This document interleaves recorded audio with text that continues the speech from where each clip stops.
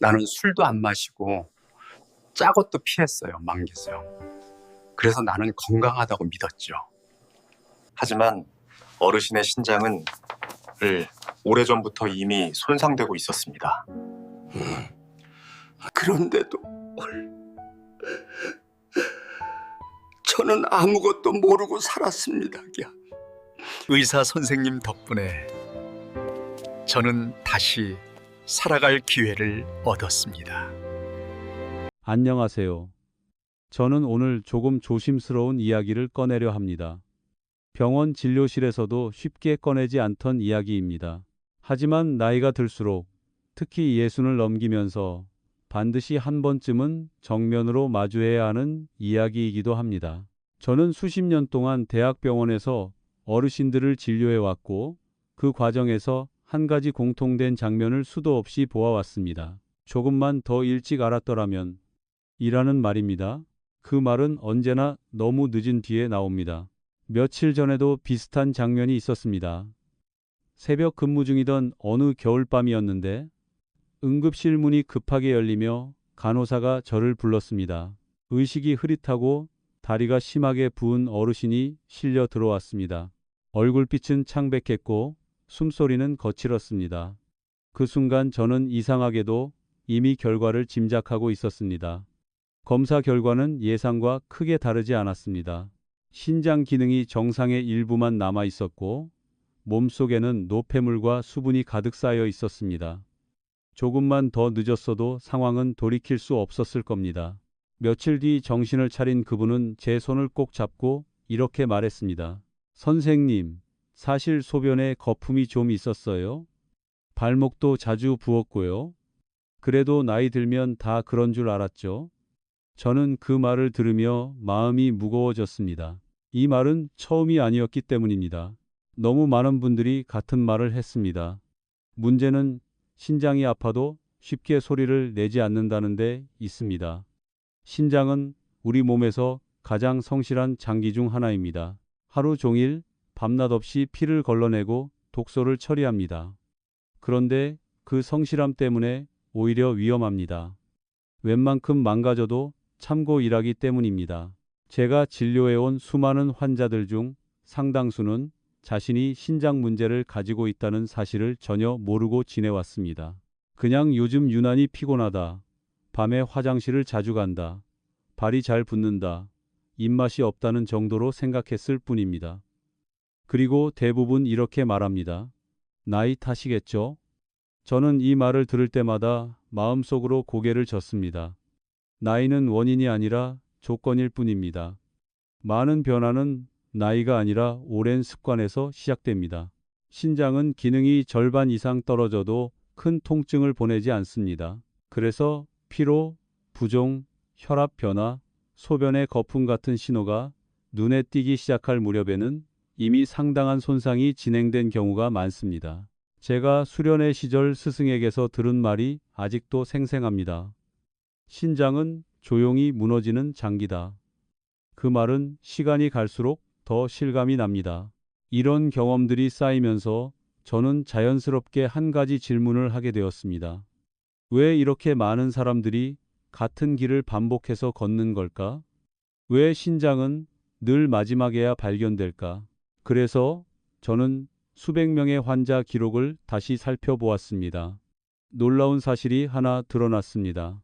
신부전으로 입원한 환자들 중 상당수가 그 전까지 단 한 번도 신장 문제를 진지하게 의심해 본 적이 없다는 점이었습니다. 단지 피곤함과 나이 듦을 동일하게 생각했을 뿐이었습니다. 혈액 투석을 시작한 분들의 표정을 저는 잊지 못합니다. 바늘이 무서운 것이 아닙니다. 기계에 묶여 사는 삶이 시작된다는 사실이 가장 두렵다고 말합니다. 음식도 제한되고 외출도 조심해야 하고 여행은 꿈이 됩니다. 저는 그 과정을 너무 많이 보아왔습니다. 그래서 이 이야기를 하고 싶었습니다.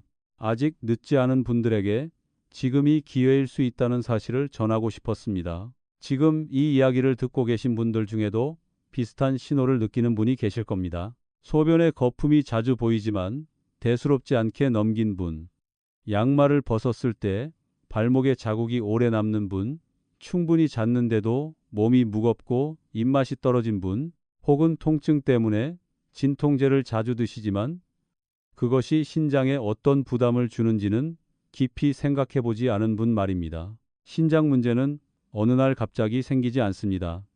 아주 오랜 시간에 걸쳐 서서히 진행됩니다. 그리고 그 과정 대부분은 생활 습관 속에 숨어 있습니다. 물을 너무 적게 마시는 습관, 짜거나 자극적인 음식, 반복되는 염증 상태, 그리고 무엇보다 몸이 보내는 작은 신호를 무시하는 태도 말입니다. 많은 분들이 검사 수치 이야기를 듣고 나서야 놀랍니다. 하지만 그때는 이미 신장이 여러 해 동안 신호를 보내고 난 뒤입니다. 제가 진료실에서 늘 강조하는 말이 있습니다. 초기라면, 정말 초기라면 신장은 충분히 회복의 여지가 있다는 말입니다. 약보다 먼저 바뀌어야 할 것은 식탁과 하루의 리듬입니다. 실제로 앞서 이야기한 그 어르신도 몇 달 뒤 다시 병원을 찾았을 때 검사 수치는 눈에 띄게 좋아져 있었습니다. 그는 특별한 약을 먹은 것이 아니었습니다. 그저 생활을 조금 바꾸었을 뿐입니다. 소금을 줄이고 몸에 부담을 주지 않는 식사를 하고 신장을 괴롭히던 습관을 하나씩 내려놓았습니다. 그 모습을 보며 저는 다시 한번 확신하게 되었습니다. 큰 변화는 대단한 결심에서 오는 것이 아니라 매일 반복되는 작은 선택에서 시작된다는 사실을 말입니다. 신장은 우리에게 비싼 것을 요구하지 않습니다. 그저 조금 더 조심해 달라고, 조금만 더 귀를 기울여 달라고 말하고 있을 뿐입니다. 지금 이 순간 자신의 몸 상태를 한번 떠올려 보시길 바랍니다. 혹시 익숙해져 버린 불편함을 그냥 넘기고 있지는 않은지 말입니다. 몸은 늘 먼저 신호를 보냅니다. 다만 우리가 그 신호를 알아차리지 못할 뿐입니다. 그리고 그 신호를 알아차리는 순간이 바로 가장 중요한 출발점입니다. 많은 분들이 제게 이렇게 묻습니다. 선생님, 도대체 어디서부터 잘못된 걸까요? 저는 그 질문을 들을 때마다 한 가지 장면이 떠오릅니다. 겉으로 보기엔 멀쩡해 보이지만 속에서는 이미 균열이 시작된 오래된 집 말입니다. 신장도 마찬가지입니다. 겉으로는 큰 이상이 없어 보여도 생활 속 작은 습관들이 오랜 시간 쌓이면 어느 순간 그 무게를 견디지 못합니다. 신장은 혈액을 걸러내는 필터 역할을 합니다. 그런데 이 필터는 아주 미세한 혈관들로 이루어져 있습니다. 머리카락보다 가는 혈관들이 서로 얽혀 하루 종일 피를 정화합니다. 이 혈관들이 가장 먼저 영향을 받는 것이 바로 만성 염증과 순환 문제입니다. 문제는 이 염증이 아프지도 뜨겁지도 눈에 띄지도 않는다는 데 있습니다. 그래서 대부분의 사람들은 몸속에서 무슨 일이 벌어지고 있는지 전혀 모른 채 지냅니다. 제가 만났던 한 분은 늘 이렇게 말하셨습니다. 선생님, 저는 평생 짠 것도 많이 안 먹고 술도 거의 안 합니다. 실제로 검사 결과를 봐도 겉으로 드러나는 큰 문제는 없었습니다. 그런데 자세히 생활을 들여다보니 하루 종일 물을 거의 마시지 않았고 피곤할 때마다 진통제를 습관처럼 드셨습니다. 또 밤에 화장실 갈까봐 저녁에는 물을 아예 끈다시피 했습니다. 그분의 몸은 늘 탈수와 염증 사이를 오가고 있었습니다. 이런 상태가 지속되면 혈액은 점점 끈적해지고 미세혈관을 통과하기가 어려워집니다. 그 부담이 가장 먼저 가는 곳이 바로 신장입니다. 신장은 혈류가 조금만 나빠져도 바로 영향을 받습니다. 하지만 여전히 소리를 내지 않습니다. 대신 아주 미묘한 신호를 보냅니다. 아침에 손이나 발이 뻣뻣하다. 양말 자국이 오래 남는다. 밤에 자주 깨서 화장실에 간다. 이유 없이 피로하다. 소변에 거품이 늘었다는 식입니다. 문제는 이런 신호들이 너무 흔하다는 데 있습니다. 그래서 사람들은 쉽게 이렇게 생각합니다. 다들 이 나이 되면 그렇지. 하지만 저는 진료실에서 분명히 봐왔습니다. 같은 나이여도 전혀 다른 몸 상태를 가진 분들이 있다는 사실을 말입니다. 차이는 병이 아니라 습관에서 시작됩니다. 특히 많은 분들이 오해하는 부분이 하나 있습니다. 바로 물과 소금에 대한 생각입니다. 밤에 소변을 자주 본다고 해서 물을 극단적으로 줄이는 분들이 많습니다. 또 혈압이 걱정된다고 해서 무조건 싱겁게만 드시는 분들도 많습니다. 하지만 몸은 그렇게 단순하지 않습니다. 물과 전해질의 균형이 깨지면 신장은 오히려 더 바빠집니다. 밤새 균형을 맞추기 위해 계속 일을 하게 되고 그 결과 잠에서 깨게 됩니다. 제가 기억하는 한 어르신은 밤마다 3번, 4번씩 화장실에 가느라 거의 잠을 못 주무셨습니다. 검사 결과 신장과 방광에는 큰 문제가 없었습니다. 하지만 혈액 검사에서 만성염증 수치가 약간 높게 나왔고 저녁마다 물과 음식을 지나치게 제한하고 계셨습니다. 몸은 늘 부족한 상태였고 그 부족함을 밤에 보상하려 애쓰고 있었습니다. 이런 이야기를 하면 많은 분들이 놀랍니다. 그럼 지금까지 제가 한 게 오히려 신장을 더 힘들게 한 건가요? 저는 조심스럽게 고개를 끄덕입니다. 잘못한 것이 아니라 잘못 알고 있었던 것입니다. 몸은 늘 균형을 원합니다. 어느 한쪽으로 지나치게 치우치면 반드시 반대쪽에서 문제가 생깁니다. 신장은 특히 이 균형에 민감한 장기입니다. 혈액의 농도, 수분 상태, 염증 수준, 순환 상태가 조금만 어긋나도 바로 영향을 받습니다. 그래서 신장을 지키는 데 있어 가장 중요한 것은 특별한 약이나 보조제가 아니라 몸이 스스로 균형을 회복할 수 있도록 환경을 만들어주는 것입니다. 제가 수많은 환자들을 지켜보며 확신하게 된 것이 하나 있습니다. 신장은 한번 나빠지면 무조건 내려가는 장기가 아니라는 점입니다. 초기이거나 아직 여지가 남아있다면 충분히 회복의 방향으로 돌아설 수 있습니다. 단, 조건이 있습니다. 몸이 보내는 신호를 더 이상 무시하지 않는 것입니다. 지금 이 이야기를 들으며 마음 한켠이 조금 불편해지셨다면 그건 아마 몸이 이미 신호를 보내고 있기 때문일지도 모릅니다. 불편함은 나쁜 것이 아닙니다. 오히려 변화의 시작입니다. 많은 분들이 큰 병이 생겨서야 멈춥니다. 하지만 지금이라면 아직 선택할 수 있습니다. 신장은 말이 없습니다. 대신 행동으로 보여줍니다. 피로로, 부종으로, 잠을 방해하는 신호로 말입니다. 그 신호를 알아차리고 방향을 바꾸는 순간 몸은 서서히 다른 반응을 보여주기 시작합니다. 저는 그 변화를 수없이 목격해 왔습니다. 그래서 이 이야기를 멈출 수가 없습니다.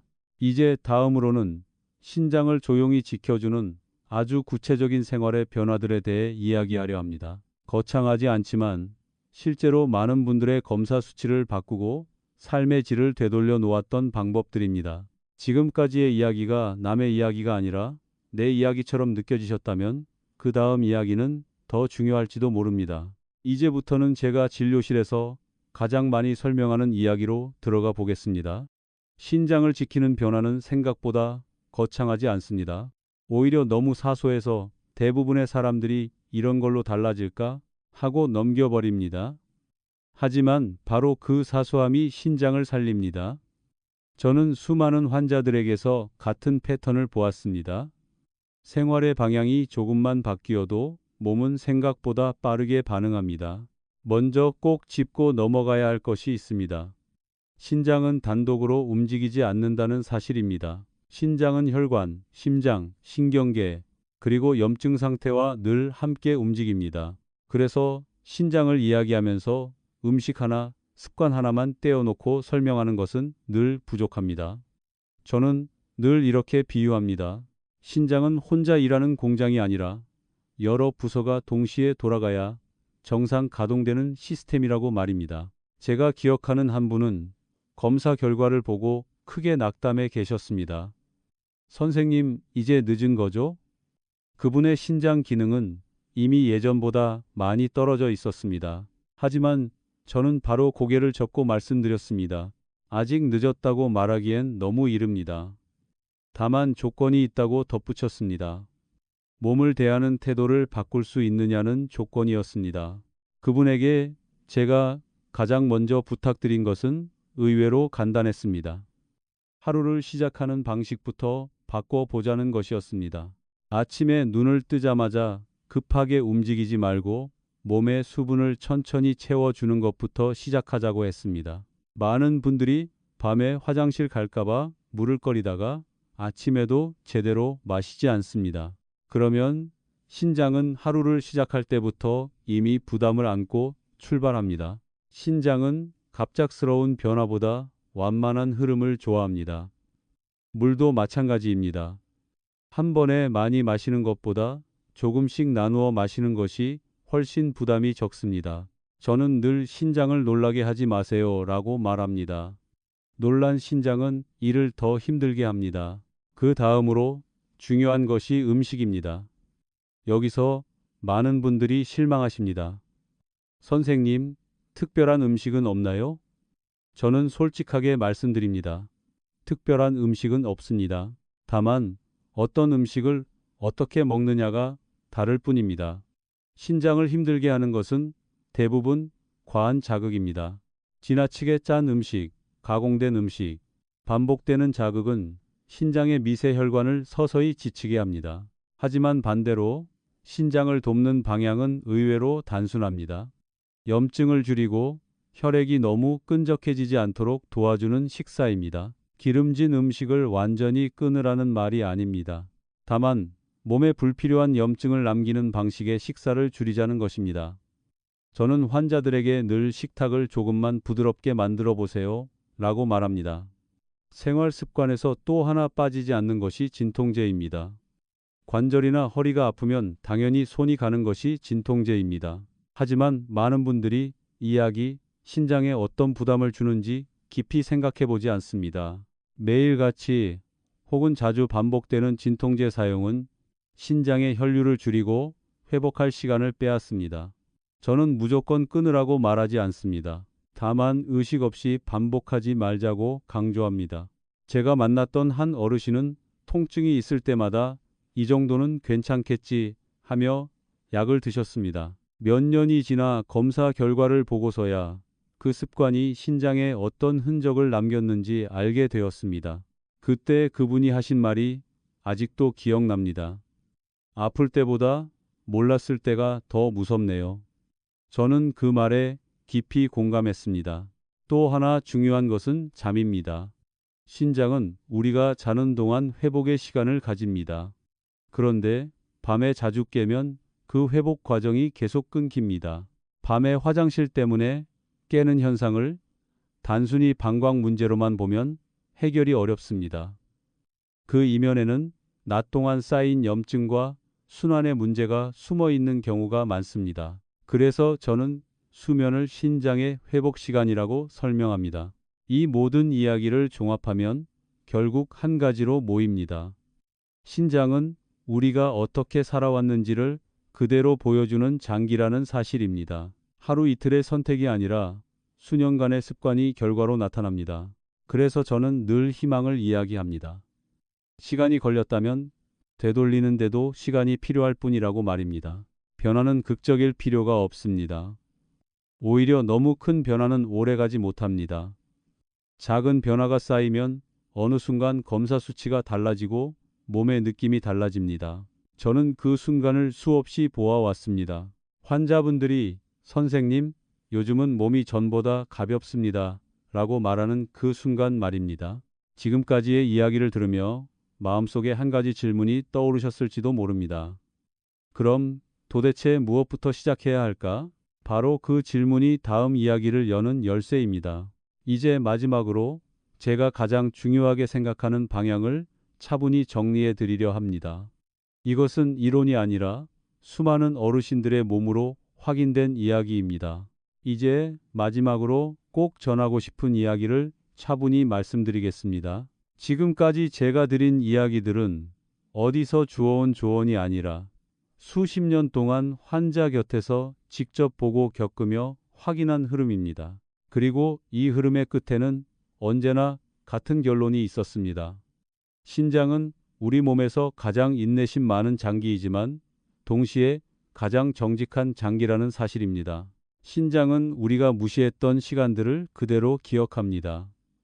물을 아끼던 습관, 피곤함을 참고 넘기던 날들, 몸의 신호를 나이 탓으로 돌려버렸던 순간들 말입니다. 하지만 다행히도 신장은 또 다른 면을 가지고 있습니다.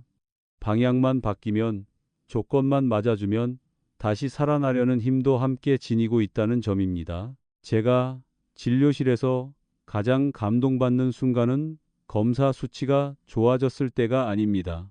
환자분의 얼굴빛이 달라졌을 때입니다. 예전에는 늘 피곤해 보이던 분이 어느 날 요즘은 아침에 눈 뜨는 게 덜 힘듭니다 라고 말할 때 저는 그 말을 더 신뢰합니다. 몸은 숫자보다 먼저 반응하기 때문입니다. 신장을 지킨다는 것은 결국 삶의 속도를 조금 늦추는 일입니다. 빨리 먹고 빨리 움직이고 불편함을 빨리 약으로 덮어버리는 방식에서 벗어나는 것입니다. 대신 몸이 보내는 신호를 한 박자 늦춰서 바라보는 연습을 하는 것입니다. 이 연습은 나이를 먹을수록 더 중요해집니다. 많은 분들이 묻습니다. 선생님, 지금 시작해도 의미가 있을까요? 저는 늘 같은 답을 드립니다. 지금이 가장 빠른 시점이라고 말입니다. 신장은 내일이 아니라 오늘의 선택에 반응합니다. 오늘 물을 어떻게 마시는지, 오늘 무엇을 먹는지, 오늘 밤 어떻게 쉬는지가 내일의 신장을 만듭니다.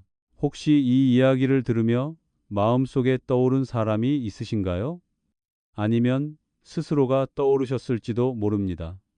그 자체로 충분합니다. 스록과 이 깨달음은 변화의 출발점이기 때문입니다. 몸은 이미 많은 신호를 보냈고 지금은 그 신호를 알아차렸다는 사실이 중요합니다. 저는 여러분께 어떤 기적을 약속드리지 않습니다. 다만 한 가지는 분명히 말씀드릴 수 있습니다.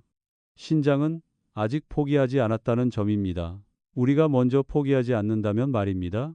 몸을 조금 더 존중하고 조금 더 귀 기울이고 조금 더 천천히 대한다면 신장은 그에 맞춰 반응해 줄 것입니다. 이 영상을 여기까지 함께 해주신 분들이라면 이미 중요한 선택을 하신 겁니다. 자신의 몸 이야기에 시간을 내어 귀를 기울였다는 선택 말입니다. 만약 오늘 들은 이야기 중 단 한 가지라도 마음에 남았다면 그것으로 충분합니다. 그 한 가지가 내일의 행동을 바꿀 수 있기 때문입니다. 마지막으로 부탁 하나만 드리겠습니다. 이 이야기가 도움이 되었다면 혹은 주변에 비슷한 신호로 고민하는 분이 떠오른다면 그분과 이 이야기를 나눠주세요. 조용한 장기는 조용한 관심이 필요합니다. 그리고 그 관심이 누군가의 삶을 바꿀 수도 있습니다. 저는 오랫동안 신장을 지켜보며 살아온 사람으로서 오늘부터 여러분의 신장을 대하는 태도가 조금이라도 달라지길 진심으로 바랍니다. 몸은 늘 우리 편입니다. 다만 우리가 그 사실을 잊고 살았을 뿐입니다. 오늘 이 순간부터 다시 함께 가면 됩니다.